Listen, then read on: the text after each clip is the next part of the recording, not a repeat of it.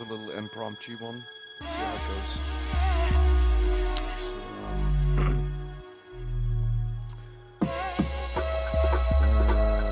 There we go. It's your favorite.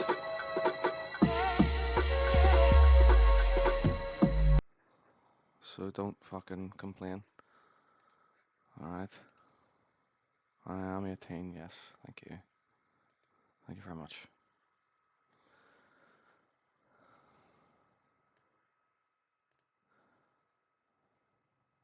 Can we just play the fucking thing?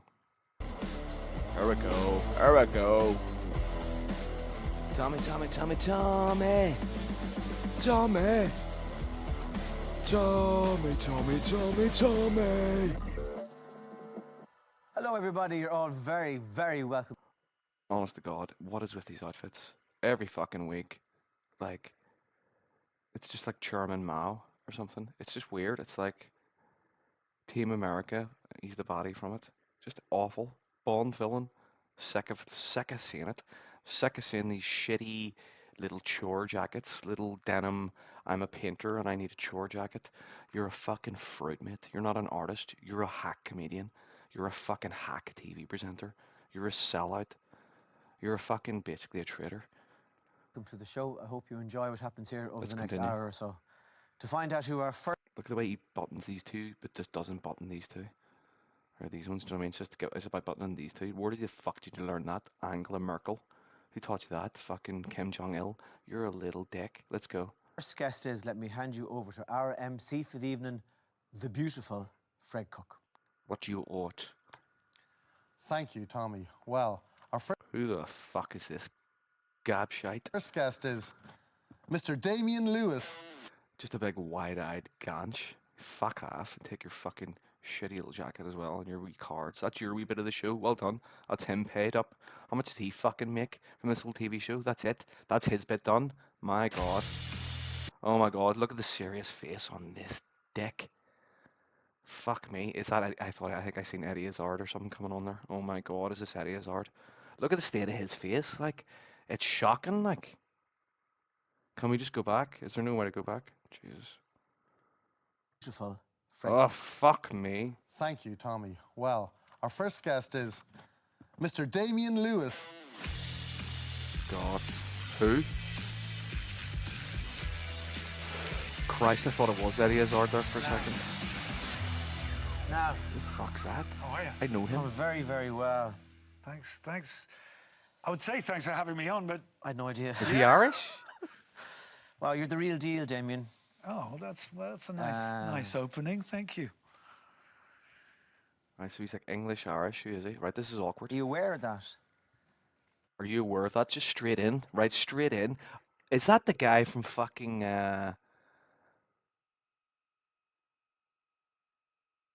Anyway, it doesn't matter. Right, let's just watch this. Let's just get into this, right? I want to see this now. Everyone fuck up until I review this. Let's go. Are you aware of that? I just want to see that wee awkward second. I would say thanks for having me on, but I had no idea. yeah. Well, you're the real deal, Damien. That's a nice opening. Thank you. Who the fuck is it? Are you Is it aware real of what? that? Are you aware of that? That you're the real deal? No. Oh fuck! Is it? Who the fuck is that? Is that the guy from? I don't. No, I don't. Is that the guy from Band of Brothers? Is that fucking Sergeant Lieutenant fucking Woodhouse or whatever the fuck he was called? Hold on, who the fuck was this guy? Hold on. Band of Brothers. Band of Brothers. Actor. Damien something or other. I fucking knew it was him. Damian Lewis. You're an absolute stink bag. Can we get a Band of Brothers fucking picture here? Hold on, can we just get a... Hold on. Hold on, guys. See, that's what comes up. Jesus. Fucking literally the box set. Yeah, this guy. This guy. Oh my God, this guy, like... So why does he look like fucking Eddie Izzard? What's going on here? think so. Is he gay? Look at it. Look at his face, man. What is going on? I don't even know what we're talking about here. Well, you're the real deal, I'm so confused. Damien. Oh, that's a nice opening. Thank you. He is gay. Are you aware of that? No. He's wearing lip balm and stuff. He's wearing like slightly wearing. It's not quite lipstick. It's like lip balm stick. Oh God, he is gay, isn't he? He is. He looks like a man in fucking drag, who didn't wear the drag tonight. This looks like a Daniel Craig Loewe fucking article. Like this guy is in the Loewe circles, isn't he? No, I don't think so. No. Okay. So in terms of what you're able to do, then what are you? What was he answering? Are you aware of how you're the real deal? I don't think I am aware of it. Hold on. Sorry, guys. I know we can't get past this first question. It's such a fucking... This is going to be a long show. Are you aware of that? That you're the real deal. No. I don't. No, I don't. 'Cause he's think not. so. No. Great answer. So in terms of what you're able to do, then what are you Can I aware? hear that answer just one more time? Because it's so weird when you hear it for the eighth time. It's so fucking weird. Nice opening. Thank you. Are you aware of that? Straight in. Off to the races. No. I don't. No, I don't think so. Wow, what an answer. What an answer. What are you going to do So in with that terms one? of what you're able to do, then what are you aware of? He's got 2 earrings on each fucking ear. Like fucking hell, that's 4 earrings on one face. What did he say? Sorry, guys. I'm fucking sorry. This is the last time we're going back. This is the last time we go back. No. I don't. No, I don't think so. No. Oh, shit. So in terms of what you're able to do, then what are you What you ought. aware of? He's seen these interviews before. He knows what way this goes. What you ought. He's just like, what the fuck does that question mean? Okay, hold on. I try and pull something out of the fucking ether here. This is fantastic. This is like going around to the in-laws or something, and they just go, right. What are your intentions? What are you going to do to her? Is it just, no, cup of tea? No. So you intended on dating our son? What do What are you Okay, intending to do with our son? I feel a confidence when I'm. I feel a comfort. There's a comfort feeling. I feel there's a nice feeling. That's the kind of shit Tommy Tiernan says. There's a you bring a nice feeling with you and all.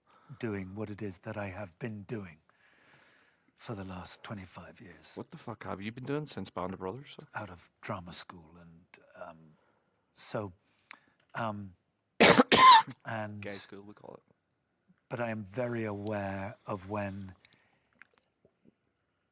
I've really given of my best, and I'm aware when I've fallen short. But What's he doing with his hands? I do, I suppose, have an ingrained confidence as an actor that Fucking hell, get it out of you, like. Get it out. I can give something real and honest. If that's the real deal, God, if that's how he gets on in real life, can you imagine how he acts? then I don't know. But So how do you make script believable? What you ought. there is a sort of alchemical Oh, God. sort of shape-shifting that goes Oh, on with God. actors, which is... I've been playing music a lot recently for the last couple of God. years, and Oh, God. been asked a lot about the difference between writing and performing your own songs. I hope it's been unsuccessful. It's what's fabulous. What's fabulous get it. is I don't get it, guys. Sorry. what you actually don't know is that I am about to play for you on this show, and you will then be able to say no. Shit. Oh, thank God it is shit. But I've been asked a lot the difference between Yeah. acting and is it more exposing? Do you feel more vulnerable writing your own words, being the author of your own ideas? But I don't find that necessarily to be true because I find the authorship Who's asking quite these questions? empowering. So I think one of the last things I saw you in was Band of Brothers. Wolf Hall Right. Okay. Yeah. as the king, King Henry VIII. Eighth. So you get in something like that. One of the Henrys. It's about power and it's about emotional. It's about fucking tattoos on your fucking hands. One of a bell, just a bell, and another one of just a bird to make it look like you're hard and you've been to prison or something. What the fuck is this guy smoking? Like, what the fuck are you smoking in your fucking head at night when you're getting these fucking? What is this shit on your fucking hands, sir? What is this demonic, pagan fucking bullshit? God. I just don't like Tommy Tiernan. I really don't. Very heightened emotional stuff that you don't have any responsibility for once the shoot is over. I'm getting like Eddie Izzard vibes. So you're almost like playing with emotions. So is acting in a way a place where people who can't be emotional in their actual lives get to pretend to be fully functioning human beings when they're pretending to be somebody else? Does that make sense to you, the question? Not It really. no. does, it in, does. in a sort of insulting way, it kind of does, yeah. It's totally, yeah. It's you're talking about therapy. It's, you know, it is therapeutic to be other people, to pretend to be other people, and to live out scenarios in a different storyline through someone else. Do you remember how you used to get on in Band of Brothers? Do you remember this character? Like you just never thought. I suppose that's why he's a good actor. You just never thought that this is what he was like in real life. It's mad.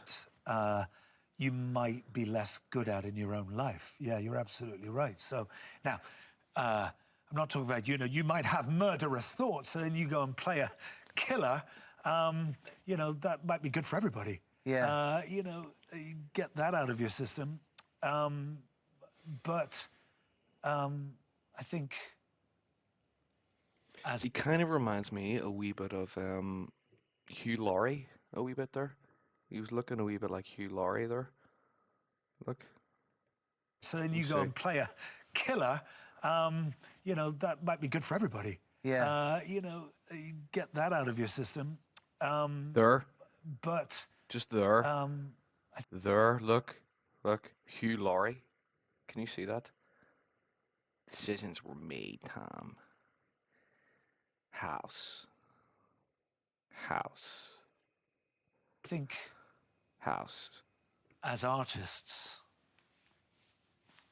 Oh God. whoever we all are, we Oh God. you are constant. You know, that's the exact sign language thing for artists. Followed by maybe a bit of this. Right, well, I can do that with both hands. So that's great. Because you're a musician and an actor. That's it. That's it. Oh, I play the castanets in both. That's all I. Yes. So, yeah. God. When- Yeah, This the is art- yeah, the- fucking shit. This is like a fucking Bruce Willis interview or something. This is like. Oh God. Yes, I think what I was going to say is, you know, artists have to be careful. Yeah. Good day to die. Yeah. Yeah. It's just shit. In that We're watching that interview next, guys. mode, I think, where you're going looking for the different yous, that you can be. You have to be careful not to be an asset stripper. You know, I think. What the fuck is RT putting on? Like what is this? Like honestly, like this is the best show on RT, probably. This is probably their flagship show. Like their fucking Saturday night. This is it, the Tommy Tiernan show, and we've got this guy on from Band of Brothers, and he's gonna play a fucking song that he wrote. God, in his wee James Blunt fucking jacket. His Tom Cruise jacket that James Blunt loaned him to play. Fuck off, man. we go after people. We like people. we're like people, and they're interesting to us, and they tell us different things about What is he ourselves. talking about? You have to be careful not to use people in that way. God, he's so sincere. It makes me sick. But so many of the greatest artists, of course, that's precisely what they... It's all an act, They're of course. vampires, yeah. A little bit. At some stage, and I Weird. don't know how, I feel like we'll have to talk about Helen. Sure. But I don't know how to begin that conversation or even, but just to acknowledge that I'm aware that is she 3 years, 2-3 years dead? 4 years. In fact, I'm staying at a hotel now here in Dublin. The last time I was in Dublin, I was staying with her in that hotel, and I'd sort of forgotten until I walked through the doors, and the air is thick in there. But So for viewers who might know, you were married to Helen McCrory. who Yeah. They would maybe have seen in Peaky Blinders. a lot in Beacon, and she was filming Penny Dreadful Yeah. here for 2 or 3 years. So we used to come here a lot. I saw her in, what was the Greek one where... Medea. Yeah, I mean, At the Jesus. National. Yeah, I saw it, I saw it online. Uh-huh. I mean, what a howl Yeah. of a performance, like... She was the best. She was incredible. And how old was she when she died? 52. Too young. And Yeah. sick for a while? Yeah. Cancer. Breast. Honestly, Tommy Tiernan really knows just the right questions to ask. You know what I mean? He really does know just how to keep the crack flowing. Like. 4 years. Yeah. Yeah. Yeah, it's very sad. And both of you, at some stage, face into the fact that she's dying. Yeah.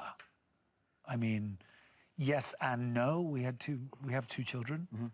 So there's a lot of, I think, people who have been through this experience, which is unfortunately too many.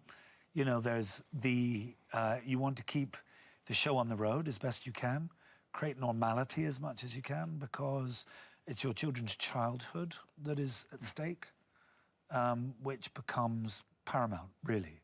So there is a lot of keeping the ball in the air, keep spinning plates, you know. Helen's incredible act of generosity was to normalize death as much as possible for everyone around her, particularly for our children. And essentially to reassure everybody that she had had the life she wanted, done the things she wanted, had the family she wanted, married the man she wanted. And so it was an act of incredible bravery and generosity, because she must have been, her heart must have been breaking. Must have been. I was talking to somebody recently whose partner died, and they'd been over visiting our house, and it was a dark winter's night. And there's the darkness of the garden, and then there's a little light coming from the porch, you know, and kind of a gravel driveway.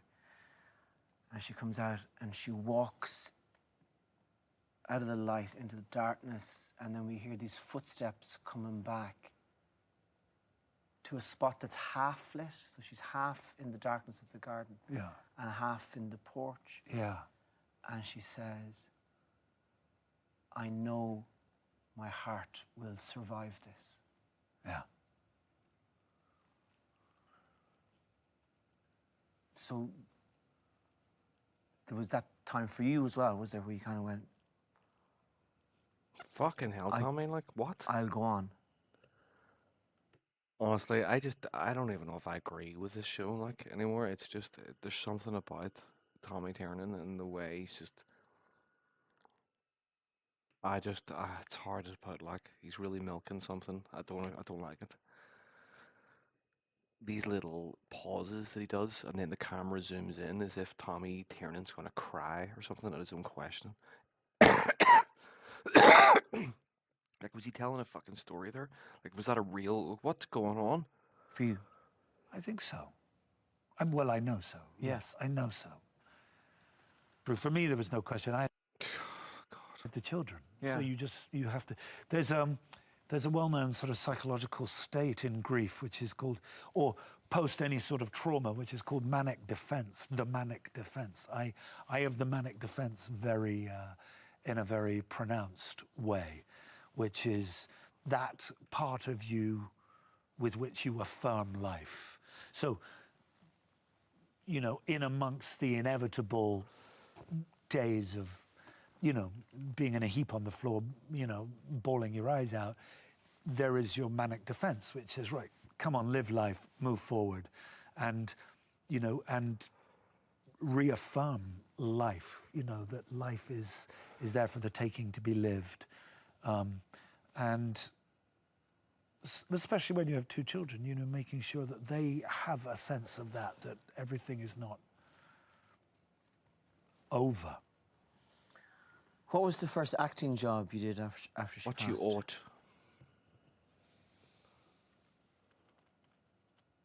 That is a good question.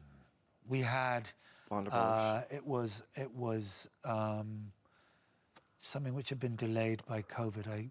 It was Oh, COVID. A Spy Amongst Friends, Sounds shit. which is a show, Partridge something that I amongst was the pigeons. producing It's a with my shit friend title. Alex Carey. It's a Ben McIntyre book. You know what I mean by Ben McIntyre? No. And he, Tommy doesn't know what a Ben McIntyre is. Fuck off. Like, a Ben McIntyre book. You know what I mean by Ben McIntyre book? And he's just like, yeah, he shut up. writes these brilliant histories, but writes them like capers, like adventure novels. And it was, I'm very proud to say, it was nominated for a BAFTA. It was, Guy Pearce played Philby. He was exquisite in it. We had Anna Maxwell Martin, who's exquisite in it. Lots of people who were brilliant in it. And I played Nicholas Elliott. We were very proud of it. We were very proud What of it. you ought. Does it feel to you like Like, that was the greatest moment ever. Like, wasn't it? Like, I keep watching Tommy Tiernan hoping we get another moment like that, but we'll never get another moment like that. Like, what do you owe it? Fuck me, that was the greatest. you're somewhere in your late 30s? Yes. Does it feel, You're good at this. does it feel there comes a point in our lives when the future seems Is the whole thing like he's making up just questions in his head? Is that what it is? Is that why he's struggling so much? Trying to get something out of him? I think I've just worked it out. Okay, I get it. Fair enough. All right. and you think it's more the same kind of shit? If it does, then I'm not there yet. If that does happen to people. No, I feel very, well, yes, oddly young, actually. And I think that's, you know, you wanted to talk about Helen and, you know, the odd part of a sort of manic defense in grief, this need to affirm life, is it's oddly a very fecund time, you know. There's a real bipolarity to grief. That's been my experience anyway. And very fertile, that moment when you're going, right, life. It's quite lustful. I don't mean in a sexual way. I just mean in like, right. You know, when you're surrounded by death, it makes you grab life in no uncertain term. I mean, there's a reason for the boomers, right? You know, everybody got together and said, Jesus, they literally created life out of death. A whole generation of people is just like, that's what you do. That's the human instinct. It's primal. And, you know, I'm at risk of sounding sort of pretentious, like I have there's a sense of destiny about it. Of course there isn't, because I want nothing more than everything to be as it was. Yeah, totally. But, you know, yeah, you know, I I started playing. I started playing. You maybe don't know this, but I started playing music. I have a band. I released a record.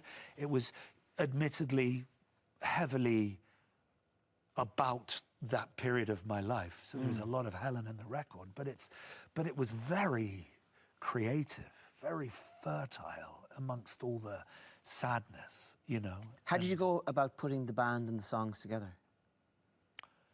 I was about to do a musical in the West End, and then I went on the Radio 2 jazz show, Joe Stilgoe's show, to sing a song.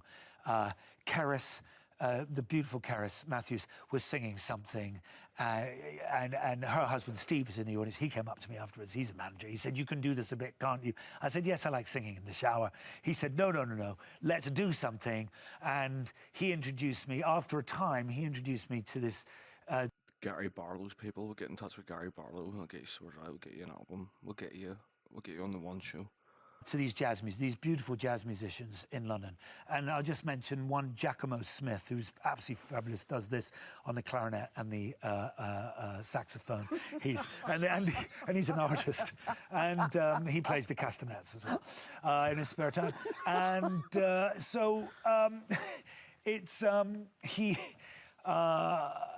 he introduced me to some other musicians. You just shouldn't tell jokes. It just really throws him off. Just stick to the And story. then before I knew what had happened, I'd written a record with him and these guys. Well, and I'm gonna hear it. then I had a record label, and then I went out on tour, and that's been the last 2 years, amongst other things, because I haven't given up acting. I still act and looking after my children. I hope they agree. And that's and I've just written a second record. God, that was hard to get through. Like, that was a horrible interview. And Is there a possibility that when the kids are older, like in their mid-30s, reflecting back... wait a minute, because I'm allowed to say this. I'm allowed to say, I've got to tell you. So I'm playing in a little bit on your show, Yeah. but I'm also coming back. in. I wanted to let people coming know back this. in? I'm coming back to Ireland in October Yeah, on yeah. the 14th, 15th, and 16th, or the 13th, 14th, and 15th of October to play in Limerick and Cork and Dublin, here in Dublin, at Whelan's. Okay. So anyway. But I was going to say... So come down, and you need to bring 400 of your closest friends, otherwise it'll be empty. Is there, I got that sense when you were talking there that there's the possibility that when the kids are in their 30s or 40s and they're talking about their childhood, and they say, yeah, and then Mam died in 2001, and Dad went a bit fucking crazy for a few years after that. Is there that... Well, there's always that Like, possibility. he had a band and he was... Yeah. You know, Yeah. Yeah. It sounds... The only thing he didn't do was buy a Harley. Yeah. He did everything else. Yeah. Sorry, Tommy Turner needs to really fucking just calm down. Like, just it's not that funny. Like. that lust for No, life... you're not though. allowed to talk about this. Oh, we're going back to that. The lust for life. Let's go back. Let's tap into that again. Because it wakes me up at night. What does? This thought, of That- course. Oh, wait, of course. It's the only thing. It's the only thing that matters, is that they hit 40 or whatever they hit. And they're looking at their little 8-year-old, and you're sitting, and they're, Yeah. and they'll say that you were a good dad. Yeah, that's the only thing that matters in the end. So, of course. I mean, no, right? I mean, I had a particular situation which was unhappy, and Tommy Tiernan is a dark bastard. Like, he didn't even answer that. He was like, I mean, right? Yeah, isn't it? I mean, isn't it? Look at Tommy Tiernan's demeanor there. It's so off-putting. of Of course. I mean, no, right? I mean, I'm sorry. I just see real psychopathic shit going on there. Like, I don't know. Maybe it's just me, but that's Tommy Tiernan. That's who Tommy Tiernan is at home when no one's around. First thing in the morning when he wakes up, that's what it is. He's just sitting, drinking a cup of tea, just doing that. His eyes looks like it's fucking shape-shifting there. But he just stirs and his eyes are just black. and there's literally no jokes, and then he just comes on the show, and then suddenly starts cracking these jokes and acts like this. It's weird. I mean, I had a particular, Like he's having a wee moment there. a situation Fuck me, Tommy. Can you fucking control that? which was unhappy, and Honestly, the guy's having he's got internal things going on. Do you know what I mean? You can see he's got his own things going on inside this interview. through the Like he doesn't know, but blew the doors open. Yeah. So, but yeah, that is. Yeah. That wakes yeah, me up. Yeah. but yeah. What do you have to fight against What you ought. in order to give that a good chance of happening? Apart from your natural heart, your natural love, your natural care, what do you have to? Do you have to be aware of working too much or anything like that? Yeah. Yeah. Time management is a struggle, and just realizing as you get older that actually things need a cushion, they need a buffer zone around them. You can't live your life in 30-minute increments, which I tend to think you can. Although no, that's good. I'll put that in there because I've got 30 minutes at 3:30. Yeah. And actually, you're going to have a breakdown and not leave time for I'm getting sad now just Allowing with just the thought He's of getting sad now. I'm getting a sad feeling now. He's not getting that warm, comforting, nice feeling. He's getting a sad feeling now. that. Do you know? I what, don't that know. we're too busy, or I'm too busy. You're sad for me. Well, Don't be sad for me. It's okay.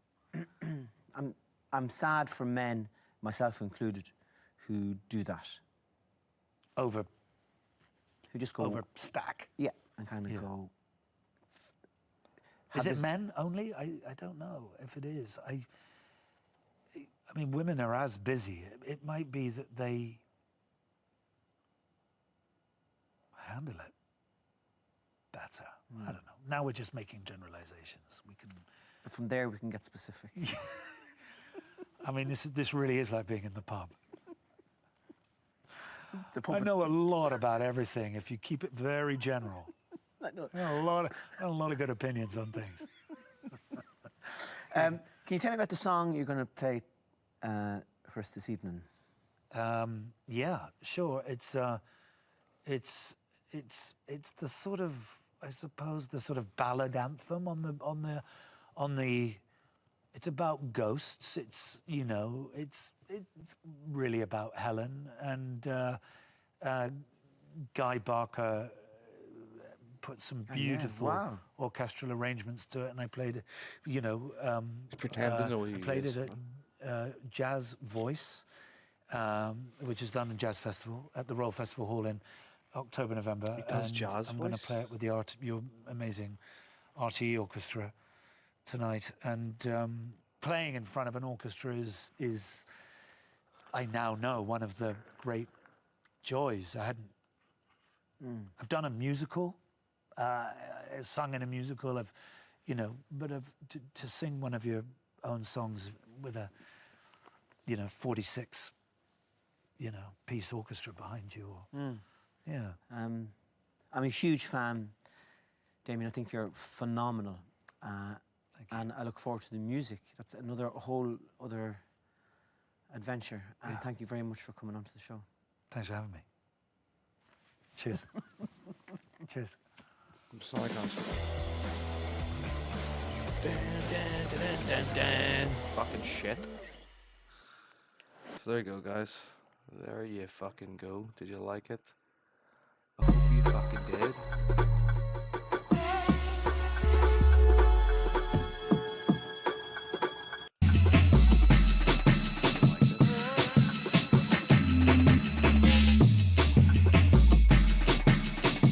So, put your thoughts in the comments. Let me know what you think. Tommy Tiernan, do you like him? Do you not like him? I personally don't like him.